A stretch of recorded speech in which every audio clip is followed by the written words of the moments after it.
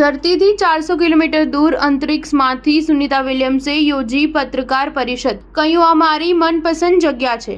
અંતરિક્ષમાં ફસાયેલી Sunita Williams અને બુચ વિલ્મોરે દૂર space સેન્ટરમાં પત્રકાર પરિષદ યોજી મીડિયા સાથે વાતચીત કરી અને અનેક પ્રશ્નોના જવાબ પણ આપ્યા હતા. તેમણે કહ્યું કે બોઇંગ વિમાનનું તેમના વિના રવાના થવું તથા મહિનાઓ સુધી ઓર્બિટમાં રહેવું તેમના માટે મુશ્કેલ રહ્યું છે. સાથે જ તેમણે કહ્યું કે મને સ્પેસમાં રહેવું ખૂબ ગમે છે. આ મારી મનપસંદ જગ્યાઓમાંથી એક છે.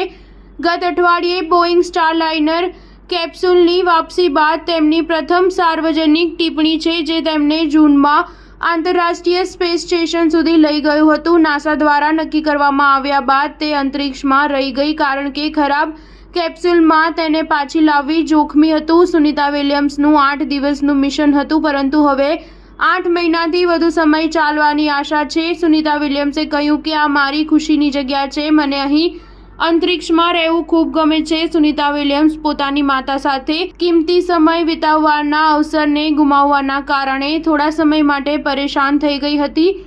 તેમણે કહ્યું કે તે એક જ મિશન પર 2 અલગ અલગ અંતરિક્ષ યાન ઉડાવવા માટે ઉત્સાહિત છે. અમે ટેસ્ટર છીએ. આ જ અમારું કામ છે. અમે સ્ટારલાઇનરને પૂરું કરવા માંગતા હતા અને તેને આપણા દેશમાં ઉતારવા માંગતા હતા, પરંતુ તમારે પેજ બદલવું પડશે અને આગામી અવસરને શોધવો પડશે.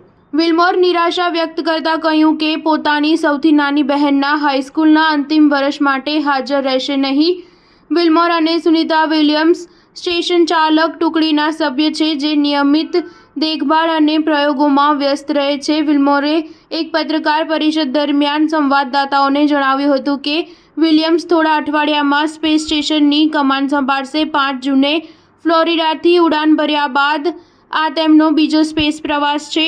બંને અંતરિક્ષ યાત્રીઓએ એમ પણ કહ્યું કે પોતાના દેશમાં અજાણ્યા વ્યક્તિઓની પ્રાર્થનાઓ અને શુભેચ્છાઓની પ્રશંસા કરે છે, જેથી તેમને દરેક વસ્તુનો સામનો કરવામાં મદદ મળી જેને તે ઘરે મિસ કરશે. સ્ટાર ન્યૂઝ 7 હંમેશા સચ્ચાઈની સાથે.